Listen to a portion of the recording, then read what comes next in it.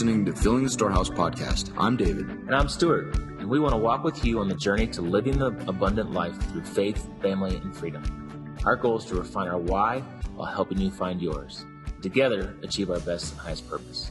In the end, we'll drive each other to intentionally fill our storehouse. Storehouse listeners, what's up? This is Stu. Hey, before we get into this episode, I have one favor to ask of you. Go find our Facebook group. It's called Filling the Storehouse Podcast Facebook group, and join us. We're trying to grow the community, grow the tribe, to promote abundance and service and giving, and just share lots of cool stuff with you. We post clips from our podcast episodes, good books we're reading, information on our guests, previous guests, blog posts, just some cool, funny pictures, just lots of good stuff going on in our Facebook group. So would love for you to join us and tell someone else about us. We'd really greatly appreciate it. And go fill your storehouse. Make it a great day. See ya. All right. What's up, everybody? This is Stu and Dave. This is Filling the Storehouse podcast, and we have a super cool guest on today. This is a little bit outside of our normal theme here, but well, not so much. I mean, it's in the faith theme, but I'm looking forward to this conversation. Brian, welcome, man. It's good to have you on. Thanks, guys. Good to be with you, and look forward to our conversation today and just getting to know you guys, and just being part of some fun dialogue. Yeah, absolutely. Yeah, thank you so much for joining us, Brian. And I just want to highlight one thing, actually two things. I have a question, a faith-based question, but also, Stu, I just want to highlight faith is the first part of our faith, family, and freedom. I just want to you're right. Thanks for that, but thanks for calling me out on that. I know. I just like to acknowledge and make sure that we're holding each other accountable to what we're doing here. Yeah. Hey, I'm gonna put you on the spot, since you did on like the last podcast we recorded. You asked me if I've had any recent dad fail moments. Yeah. So I'm gonna go back out at you. Have you had any recent dad fail moments? Well, and this is actually what I want to address from a spiritual perspective as well. So Brian, I'd love your opinion here. So this may be a matter of the heart. I don't know. I'm trying to figure this out. But I recently, for Memorial Day, we're military guys, military families. And so I live about 2 miles from Red Rocks. I'm not sure if you're familiar with this, the Red Rocks Natural Amphitheater, beautiful venue. Mm-hmm. Lots of people go work out there. It's absolutely gorgeous. The day was amazing. And there's also some ice cream shops kind of close to it. So I offered all my children, I have 3 children, 2 boys, 5, 9, and then my daughter, 11-year-old. I said, hey, would you guys like to come PT with daddy? And we'll discuss Memorial Day and what's important about it. And they all said no. And I said, but you could bring a friend. You can all bring a friend. So my daughter was like, oh, I'll take Lindsay. I'm like, cool. I went and picked up this, her friend. We went, and I knew, because we were going to go exercise in this amazing venue, that I was going to reward my daughter and her friend with some ice cream. But I also knew that when they got home, the boys were going to have an absolute meltdown because they didn't get ice cream. And so here's the part where I'm questioning myself and potentially my relationship with the Lord is that I knew. And I was savoring, as much as the girls were savoring their ice cream in the back, I was savoring the moment that I walked through the door and was able to witness this meltdown, because then I was going to offer them the explanation that all choices have consequences. And so they chose not to go with us. So they, in effect, chose not to get ice cream. But the problem is that I actually had like joy that in anticipation of their bad decision and the reaction. Should I be concerned about that? The short answer is yes. And the question that I want to come back to you with is, who is Jesus to you? We can just go right there, because you did say that this is faith, right? This is faith, family life. So I want to have some faith dialogue with you right now. Yeah, no, it's good. It's good. Let's do it. I'm just kidding, man. So It's funny because I was like, these boys are going to be so, and my daughter knew too. And, to her credit, she's like, oh, should we eat our ice cream quickly? And I was like, no, you Enjoy shouldn't, it. because enjoy it, because you made a decision and you did. And I was so proud of them. Red Rocks is like a legit workout. Like if you're going up the stairs, they were Mhm. doing, and I didn't tell them. I just was doing my thing, and they were going up one stair, doing push up one stair, doing a push up. I was so proud of them, and so they earned it. They deserved it, and the boys did not. Yikes. Yeah, It's so awesome. but I love it. anyway, Here's the deal, man. Kids are resilient. right. Right? Those boys will bounce back, and here's what's awesome is when you least expect it, they'll remind you of that. When you Yeah, least expect it, they'll remind you of that. And then they'll, immediately in your mind, you'll just, without them having to do anything to earn whatever it is that they're wanting, you're gonna go for it with them. And so yeah, no, um, it's true. Now they are, and I distracted them. We had it, and I did want to use it as a learning moment. I knew it was going to be the not fairs and all that, but yeah. it was a moment that we talked through decisions and consequences, Yeah. and then I think I distracted them with something else, and everybody was fine within Yeah. Yeah. 7 So, to 25 minutes. yeah. That's good, man. It reminds me of I have three kids as well. Mine aren't quite as young anymore as yours, but we're always just one choice away from heading down a path that could really bring life or take away life. And not literally in the sense, but figuratively, it could take away some life, and then we're always just one more choice, away from taking away more life, because then we have to counter the initial choice with some kind of story, and a lot of times that's with a lie, and then we have to lie further and lie further and lie further. So it's fun how we can help our kids learn valuable life lessons from simple choices, like whether to go to Red Rocks, or not, and moving away from the ice cream, adventure and whatnot. So This is good, man. I can already tell this is gonna be a fun conversation just with this initial chat. So you and I were connected through my brother-in-law Jason.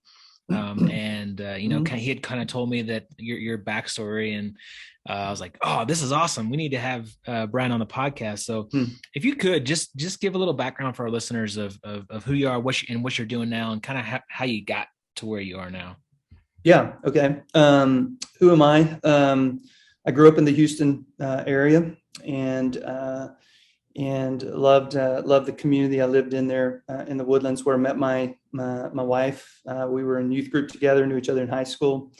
I was a arrogant athlete in high school, a punk kid who that says it all right there, and I played the Woodlands. Our baseball team played the Woodlands in the playoffs in high school, and I agree. okay. They were punks. They were a bunch of punks. Yeah, man, we were. I mean, Yeah, they beat us, so they were really a lot of punks. So I always dreamt of playing baseball in college, and like every little kid playing professional baseball and stuff like that. Well, that didn't work out, obviously, and that's okay. God had other plans, for me, and I have no regrets. I'm thankful that to the best of my ability, I've been obediently following Him along the journey. I worked in corporate world for a few years. I started wrestling with a call to ministry my senior year in high school. Met with my youth pastor, just said, man, this looks like a fun gig. I mean, you play sports all the time. You go on trips and travel and go to fun places. I think I'm up for that. And my motive was so pure. And so he just started pouring into me and investing in me, along with another guy named Paul. His name was Gary. I ran from that for a few years doing the corporate thing. And then I got married in New Year's Eve, 1992. And so we've been married 29 years. It'll be 30 years this coming December. Awesome. Congrats. Yeah, thanks, man. And let me just go on record. I married way over my head. And not afraid to admit that. She's amazing. And so in 1993, we've been married just a couple of months. I left my job and not knowing what I was going to do next. And I remember my wife saying, okay, she was a teacher, and she was teaching math and science in, I think, the Spring Branch School District there in the Houston area. And I was like, I don't know what I'm going to do, but I'm going to trust that the Lord will show us the way. And he did. And so in June of 1993, I started a internship at a church in Houston in their youth and kids ministry. That church then brought me on full time in August of 1993. And then it's been 29 years. I've been in full-time vocational ministry ever since. And I'm thankful that a guy named Paul Dreesen and Bruce Wesley took a chance on me back in June of 1993. And I'm also thankful that my old youth pastor, Gary Payne, took a chance on me and investing in me as a teenager, not giving up on me. That's one thing I remember. He never gave up. I was that kid that was ornery and just, I know, a thorn in his flesh and a pain in his rear, and he just didn't give up. And I'm to this day, I'm grateful for that. He married my wife and I. It's incredible. In fact, my son here in just a few weeks will be he's in Florida now, is going to spend a few days with Gary Payne in Florida. My old youth pastor now investing in my son, for a few days. We're going to do some fishing and stuff like that. Awesome. So yeah, I've been married. I have 3 kids, 2 daughters and a son. My oldest daughter is 24. She got married last August. And then my middle daughter just graduated from college literally 3 weeks ago, 2.5 weeks ago. And then my son just graduated from high school last weekend. You guys are officially empty nesters. Yeah, man. Yeah, we're knocking on the door. Wow. We'll see how that works out here soon. But one that went to University of Mary Hardin Baylor, one that went to Ouachita Baptist University in Arkansas, and then my son will be going to the University of Arkansas here in the fall. So, this is my 7th season serving with the Texas Rangers as a team chaplain with the Frisco Rough Riders, and I guess how I got there, the guy that preceded me was attending our church for a while, and he was also a businessman, and so he was traveling all over the world, and he started asking if I would substitute for him when he had to be gone, and so I did, and one substitute time speaking in chapel turned into 2, turned into 3. And then one day he sat me down and said, hey, I'm going to be stepping down. And I went ahead and nominated you or put your name in the hat to be the next chaplain. And I'm like, all right, maybe we should have had this meeting before you threw my name in the hat. I had no idea what to expect. And so that began a lengthy interview process with the main chaplain, with the Texas Rangers and some other folks. And so here I am on my 7th season, investing in professional baseball players and absolutely love it. So one question before we get into that, because it's, super interesting, very intriguing. But one thing you said, so you're, where we are in life, we have these young kids, and we often talk about in the present, what are we doing actively to create the life that we want to create, so that when the kids are gone, that we have this life that we have been nourishing, the kids have been observing. And I'm just curious, as now you're coming to that stage where your kids are going and you've been married for 30 years, we just have personally observed many people get completely lost in their kids, and they lose their identity, they lose purpose, they lose, a lot of times they lose their God-given purpose. I believe their God-given purpose and can't find it again because of all the Hmm. which sounds honorable, pouring into the kids, but I don't think it always is God's Hmm. highest and best for us. So I'm just curious, Hmm. on your perspective on that as you're approaching this stage. Yeah, man, great question. And thank you, David, for going there. Um, what I've visited with so many men about in this regards is I'm first a man, okay. Secondly, I'm a follower of Jesus. Third, I'm a husband. Fourth, I'm a father. And then fifth, I'm a pastor. And so I think it's really important that guys like yourselves, you got young kids, you were called to be a husband before you were called to be a father. And I think being intentional and strategic in investing in your marriage is paramount for how you launch your kids, one day. Jennifer and I, early on in our marriage, and early on, even when we had kids, when our girls were little, we were very intentional in making sure that we knew the importance of investing in our marriage first and foremost. And guys, I can remember when our girls were young, and Kylie, that's my middle daughter, and my oldest daughter is Nicole, and Connor is my son. I remember when my girls were little, and before Kylie was even walking, okay, just to give you an idea how young she was, Jennifer and I would commit every year to go away for 3 to 5 days, and we would have intentional time where we were investing in our marriage, because we knew that our time with our kids was, in a sense, in the span of time, temporary, but that she and I were going to be together forever, and that's not a temporary, blip on a timeline.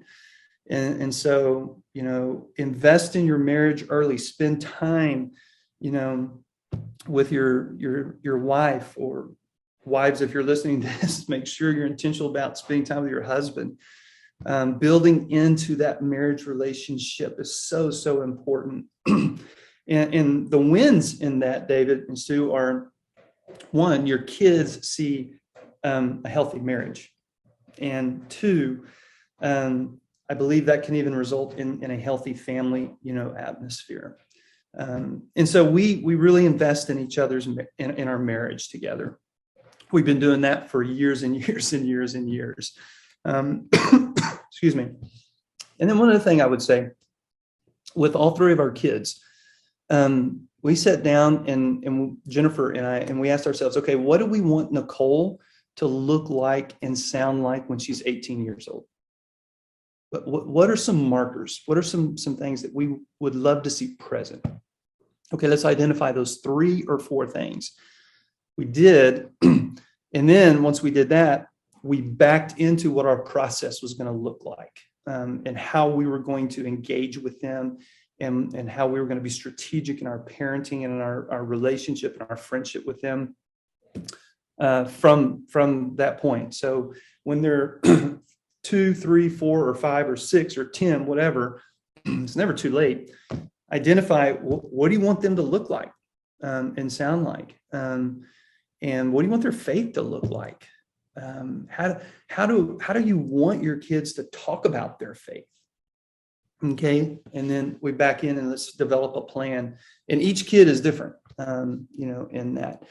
And so, yeah, understanding that our kids are with us for a short period of time. And I used to write that off. When people used to tell me, man, enjoy it while you can because time flies, right? I used to just, man, that 18 years, that's a long time, and it really, but no, it goes by pretty quick, man.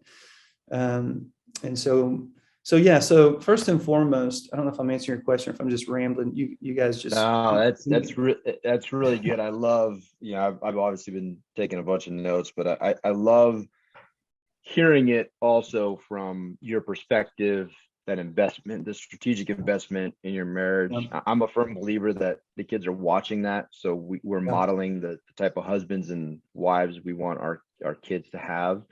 And then I love the idea of what do you want them to look and sound like at 18, and then strategically plan backwards. Because I can't believe my daughter turned 11 this year, and I was looking at just 5 years ago. I was looking at pictures that popped up on the phone just 5 years ago of this little 6-year-old girl, and I'm like, wow, she's not like, what happened anymore. What happened? Chubby cheeks are gone. Like she's getting tall, and it's almost as tall as her mom, which means she's almost as tall as Stu. And so it's just nice. So it's crazy.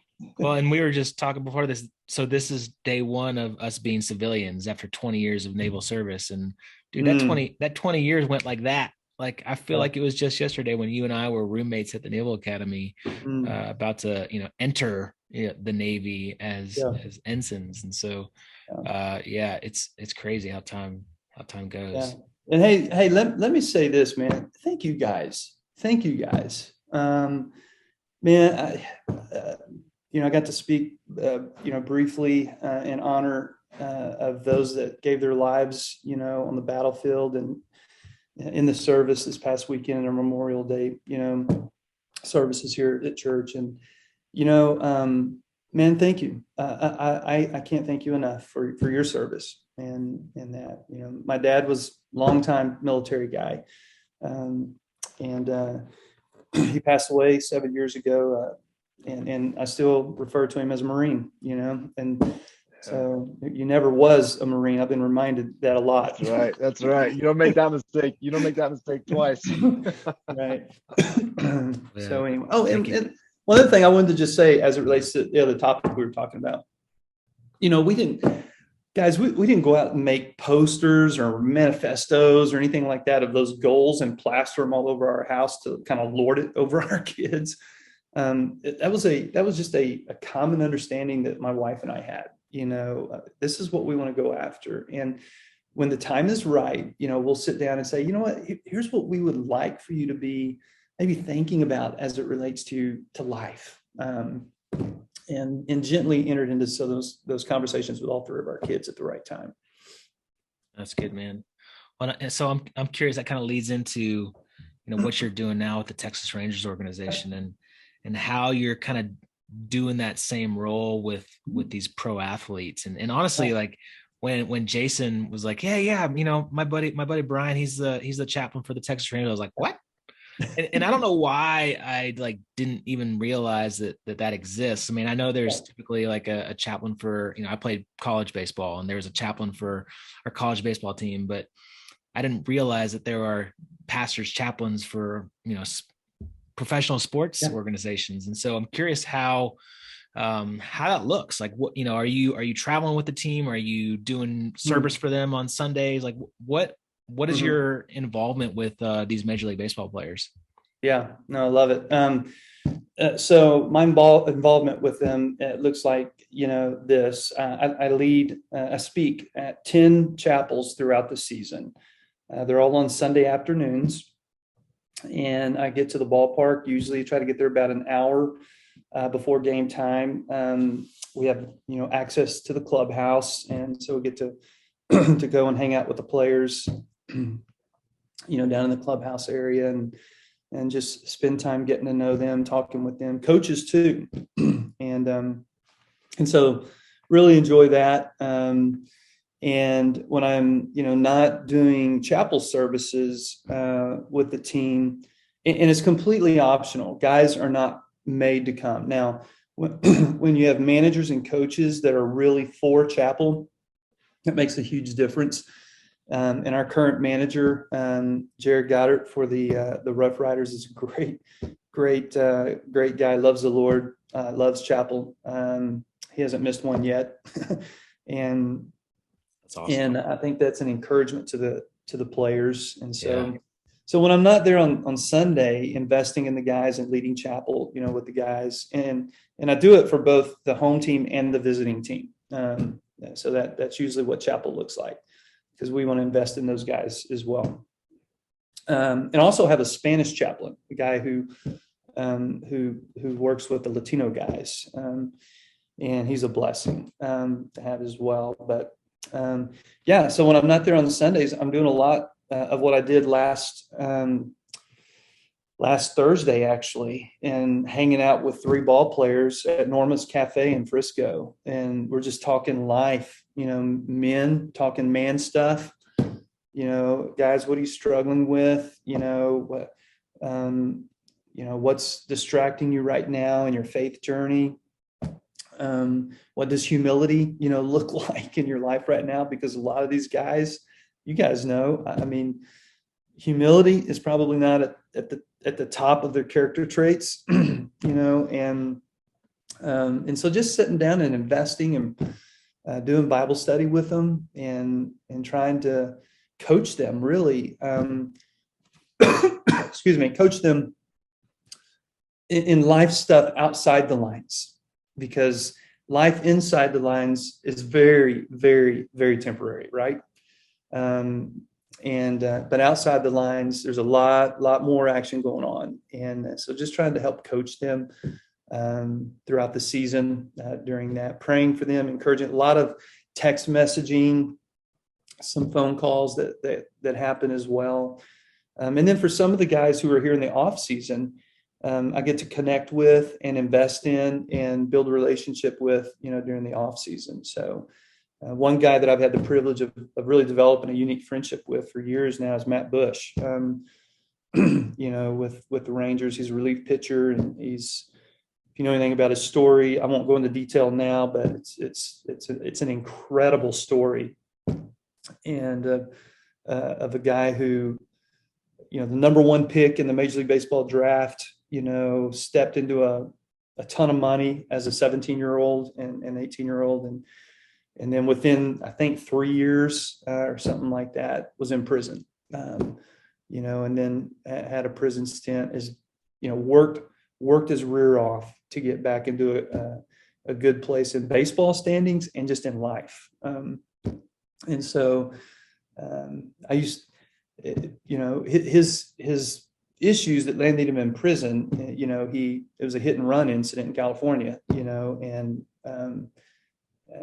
alcohol and some other stuff was involved in it. And so when he showed up at Texas, Roy Silver, one of the coaches for the Rangers, called me and said, "Hey, Brian, can you help me? Here's what's going on." And so, I would pick Matt up at his house 2 or 3 times a week, and we would go to the ballpark in Arlington, and we'd go work out together and lift some weights and whatnot, and toss the ball a little bit, and we just developed a neat friendship.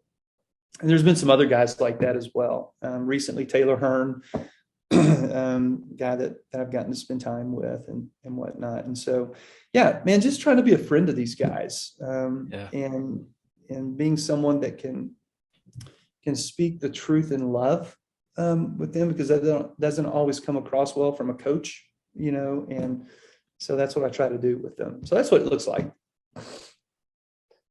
Yeah, I think that's incredible. One of the things that Stu and I were talking about beforehand is, and it's not just athletics, but athletics and typically these actors and different folks that have positions of influence and that we have really glorified in our culture and our society. I think we forget that they're just men and women, right? I think we forget that they're created, they're valuable, and I think you also hit on a great point. Is a lot of folks, when you're in the military for 20 years, there's a struggle for a lot of people getting out because of your identity. Well, I think the same thing with these ball players.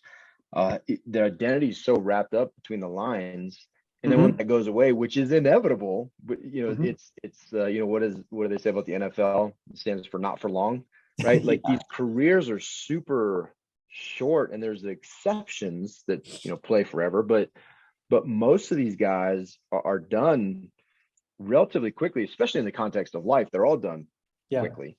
And I think that it's super interesting. Your role in that is not only is it super powerful, but it's interesting to me that we just sometimes forget. And I think because we glorify him so much, we feed into that, that lack of humility. Mm-hmm. And I think a lot of times it probably makes your challenge exacerbates your challenge, because now you have to break through that self-belief and those lies that they're potentially telling themselves in a story, to get Mm-hmm. to the core of what we really are. And it's just, we're all just children of God, right? Yeah, we're listen, you guys, just like, Matt Bush or Thomas Hearn, or fill in the blank, whatever, athlete you want to use, or non-athlete. We probably all put our pants on the same way this morning, right? Right. And so that means you and I are a lot alike, and we have a lot in common. In that, there are people that don't have that ability either, due to whatever circumstances in life.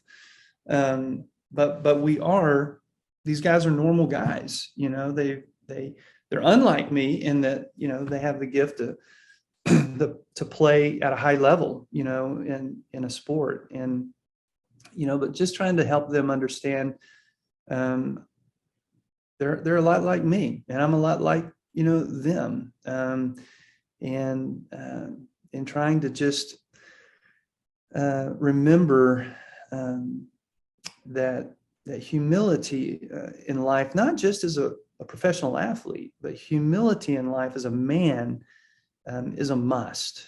And if the enemy can get after our humble attitude, or the character of humility in our life, and replace that with this sense of pride and entitlement and other things, then man, he's got a good foot in the door in our lives to derail us. And so it is challenging. Some of the guys, man, they don't want anything to do with you, and don't believe in it, but then there's some of those guys, I can name so many guys, but like a Kellen Daglin. I don't know if y'all know Kellen Daglin, was a number 1 draft pick out of Toronto right out of high school, as a catcher, and and just getting to help him grow in his faith journey when he was in Frisco. He's now back in Toronto with the Blue Jays, and he loves the Lord. Golly, loves the Lord, loves his wife. Now he has a child. Another guy named Wes Benjamin, who was a pitcher, in the Rangers organization, got to just talk faith with him, talk the Lord with him. And I saw him embrace humility in a very powerful way, in that he wanted to get baptized.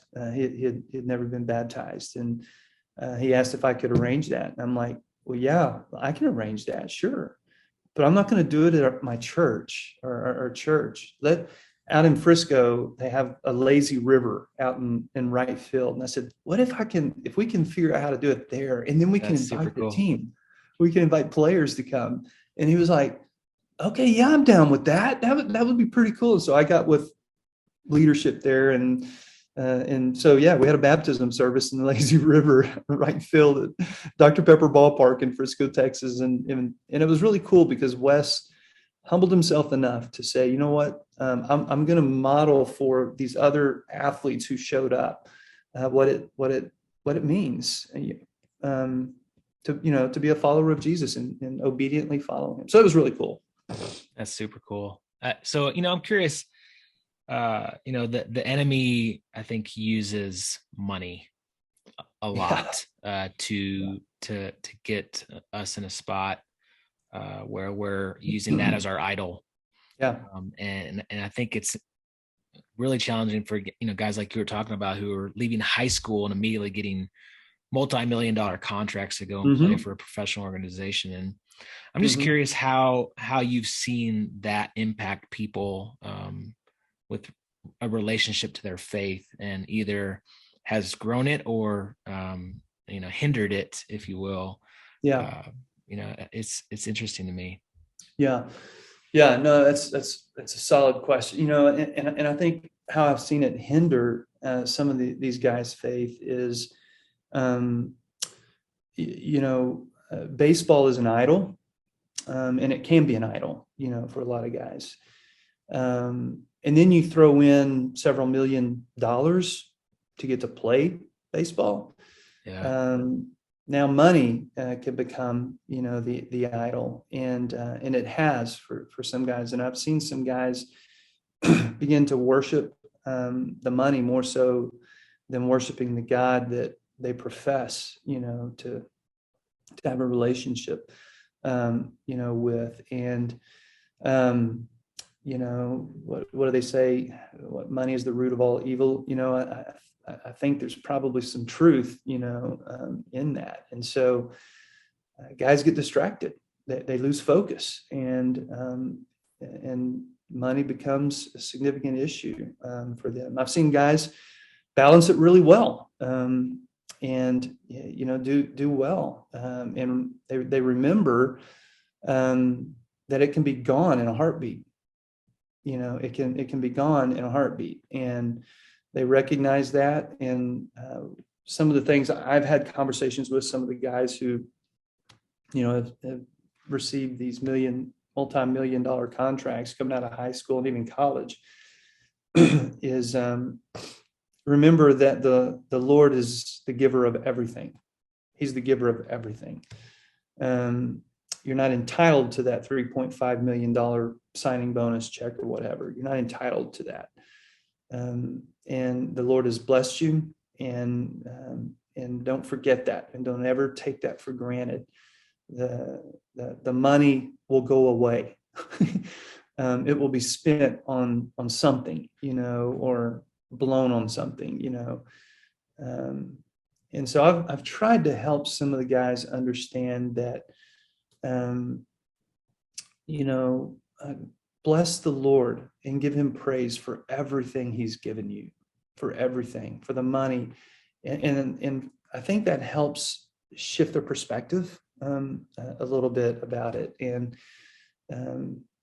that, it can be gone pretty quick if you're not careful, especially if you make it your God with a little g. For sure. If that becomes your God, you better be careful. So. Yeah, and it's interesting because I think, and we talk about that quite a bit with with our small group of men as well. The love of money is the root of evil, right? And that love, that when you start glorifying other things, and I think it's so powerful to have people speaking into their lives as well. Like, we're going through the book of Job in the small Bible study that Stu and I are a part of. And I'll tell you that book is really challenging. It's also it's very insightful, right? Yeah. Especially as you work through the book and realize, at one point Job says, God, from God, I received everything, and he can take it back. And he's the God of plenty and the God of nothing. I mean, there's all this dichotomy of this righteous man. He argues with God. God comes back and is like, "Hey, dude, like, you don't even have the slightest perspective of what I'm dealing with up here." And I think, making people aware of that is such a powerful tool. Not only even as a non-believer, right? Even as a non-believer, and because there's very few things that are as shocking and oftentimes heartbreaking when you see these professional whatevers, whether they're investors, athletes, and they have plenty, and then it's all gone and they lose it, and it's usually because of a complete lack of management and bad choices. And man, those lessons could be so powerful to not only to preserve that livelihood and that money, but also the influence and also the opportunity to pour into others and give back. That's all lost when you lose that perspective, I think. And I think having really, really healthy God-fearing biblical community around you. I love the fact, you guys are grinding it out with, a group of guys, and you're investing in one another. You're hopefully you're encouraging one another. You're praying for one another. You're wrestling with hard stuff, together as guys. I mean, that's Proverbs 27:7, as iron sharpens iron, so one man sharpens another. And these guys, that I get to work with, these professional athletes, I mean, they're surrounded by pretty much everybody that's like them. They're all professional athletes, and they're all looking to advance, right? You don't get into it to stay at this level for the rest of your life. Some guys have been in the minors for years. Some have retired, from the minors. But man, they're wanting to move up, and but having community, good community around them to help them understand what it, how to manage things well, how to manage, funds and finances and life and time and all of that well is so important. And I love that right now with my current group of guys that I have with the Rough Riders. Every Thursday, there's about 8 of them that get together, and they're just diving into the Word of God together and talking about, how it applies to their life, and, where is Jesus in this? Where is his love? Where's the gospel, in this? And they've just finished up James, and now they're starting Galatians, and they do it on the road and they do it at home. And I love that, about some of these guys, and the community that they have and the love they have for one another. But most importantly, the love they have for the Lord is really good. So, yeah.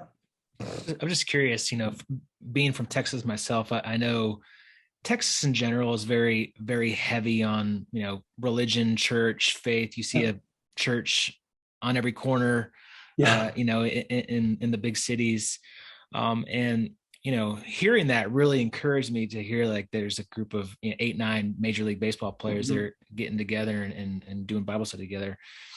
Do you see that in every organization, or is that in Texas because it's pretty heavy religion in Texas, or is it New York the same way, or is California the same way? Does every organization have a similar type chaplain team organization? I'm just curious. No, that's a great question. The answer is no. They don't. There's Major League Baseball teams that do not have a chapel ministry, or program, and that's by choice. They can choose because to have it like the owners of the organization just choose not to have one. Yeah, or coaches can speak into that and whatnot. I've even heard that some think it might be a distraction, for guys, and that's unfortunate and sad. So not all Major League Baseball teams have a chaplaincy program. Not all NFL organizations have a chapel. Not all NBA. Not all NHL. Not all soccer and the different club organizations at a pro level have a chapel, ministry and program. So we've been very blessed. The Rangers believe in it. They really believe in it, and that's been a blessing for them to allow us to do what we do with the players and even coaches and managers, being part of it. And so it is not what we have here in Texas, and not just because it's, we're representing the belt buckle, right? Of the Bible belt. That's right. Here, and it's not just because of that, because not all the coaches and managers and leadership in the organization are from Texas, and so sure. And so we're really blessed because it's not common. It really isn't common. Interesting. So you'd say it's how much percentage wise would you say sports teams have a chaplain team versus not? 50%, 25%? Oh boy. Just in baseball? Yeah, just Major League Baseball? Let's just go baseball. I'm going to go out on a limb and say probably half, maybe a little more than half, have a chaplain or some kind of chapel, ministry going on. Yeah, I would say definitely more than half. Yeah, it's well, and I think it's just also state of society, right? We have I think in this country we have so many. It's very interesting how divisive everything is, and this can be a commonality, on the field that you're bringing perspective to, because I think there's what is this country about 80% professed faith, but I think if you came into the country and looked around a little bit, you'd be like, no, I kind of question actions speak louder than words. You just went through the book of James, or they went through the book of James. That book is so challenging because it's so action oriented, right? It's like, let's not talk about it, let's do it. That's what I love about James. And I'll tell you, we're not doing it. But But I do want to encourage you that I love the fact that you're pouring into these young men. I love the fact that you are just you have a passion for it. And I'll tell you, you just don't know that ripple effect. And it starts with one, and maybe that's a key individual and influencer, and then it goes to two, and then there's 8. And then those 8, who knows what they're doing in their communities. And I think it's a really cool platform. And I really appreciate the fact that you are that you said yes to your buddy, even though he volunteered you. Yeah, and, right. And that to continue to pour into these guys, because it'll have eternal impact. And I think that's just a really, really cool thing. But it's also, these men, most of them are in positions of influence. And that's just the nature of being an athlete and being at that level, is that you're given, whether it was earned or not, or deserved or not, you're given a platform, you're given influence, and the more guys that use that for humility and faith and all the things that they're discussing with you is pretty huge. I think that's pretty awesome. Yeah, absolutely. I reminded him even this past Sunday. I talked a little bit about Rahab this past Sunday, and Rahab she had incredible faith in God. And her faith was very courageous. It was very confident, and it was very concerning. And God loves, I believe that God really loves to use the unlikely in people, and use the normal for, super normal work that he wants to do. And just reminding these guys, hey, you and I he wants to use us. He wants to use our unlikely attributes and things about us, to glorify him, and to introduce others to Jesus, and do extraordinary things, through them. And you do have a platform to be able to do that. So I love some of these guys that when they get behind a mic and a camera, and some of the guys who have come through Frisco, and I love hearing them say, who are now in the big leagues, and and I know for some of these guys, it's not just a saying that I want to thank my Lord and Savior Jesus Christ. I want to give God all the glory for this. Sometimes that feels a little bit like water off a duck's back, coming from some guys. But there's some guys that's very genuine, and I love that. And they are trying to honor and glorify God, in that platform as a professional athlete. So Stu, we have a chance, dude, because God uses the unexceptional, ordinary individual. Unexceptional, very ordinary. Yeah, it's awesome. I can see that in Stu. I think there's hope. Sorry, man, Stu. He just thanks, man. Keyed that up earlier. No. For all of our listeners, while it's being recorded, what David does with all of our guests ahead of time before recording, he just tells our guests that they can make fun of me all they want. So that's a lie, dude. That is not completely true. I simply highlight what I do is I say, hey, most likely in the course of this interview, there's going to be ample opportunity to make fun of Stu because it's so easy, is what I say. I'm not saying do it as a matter of practice. I'm saying don't feel bad that you need to pull back. Hold yourself back. Oh, gotcha. Because it just is, it's going to be there. It's going to be there. There it is. Like a big fat meatball pitch, man. It's just you can knock that ball out the park every time. Yeah. Yeah, that's it. Well, Brian, thanks for coming on, man. This was a fun conversation, and I think our guests will enjoy it. I know I did. And hey, I'm looking forward to having more conversations with you. We're actually coming to Texas and gonna be staying in Frisco in a couple of weeks, so I'll reach out and maybe we can grab a coffee or something. But I would love that, man. Holler at me. Smiga has my phone number and stuff. So sounds good. Would love that. Thank you guys. Appreciate what you're doing. Yeah, if there's anybody listening here that is interested in this route, like what's the best way to go about it? Could they get in touch with you somehow or another, or absolutely? What would they be started with? Absolutely. They can contact me. I have a good friend who's a chaplain with the Dallas Mavericks, and guys that run, with the Rangers, guys that run with the Cowboys. So I know some of those folks here, and I also know chaplains in other cities, with other teams and organizations. So how about the Raiders? Do you have any connection to the Raiders? Because all these no Texas hope, teams. No hope. What's that? No hope. No hope. Oh, man. Sorry. Well, there's always hope. We'll plug in. That's the route. Because I don't know if I get down to Texas. Man. I don't know if I can. True. I don't know if I get on board. But yeah, man, I would love, if someone's interested in that, I'd love to have a conversation with them and kind of point them in a direction of who they could initially contact in an organization, whatever that might look like. Awesome. Cool. Well, guys and gals, hope you enjoyed this conversation. This was a lot of fun. Brian, again, thanks for coming on. If you enjoyed it, hey, share it with someone, share this podcast episode, and reach out to us and we can connect you to Brian if you have more conversations about, how that can lead you in the direction that you want to go. And give us 5-star reviews. We'd greatly appreciate it. And let's go fill your storehouse. Yeah. Thank you, friends. Make it a great day. Appreciate it. And Brian, thank you so much for what you do.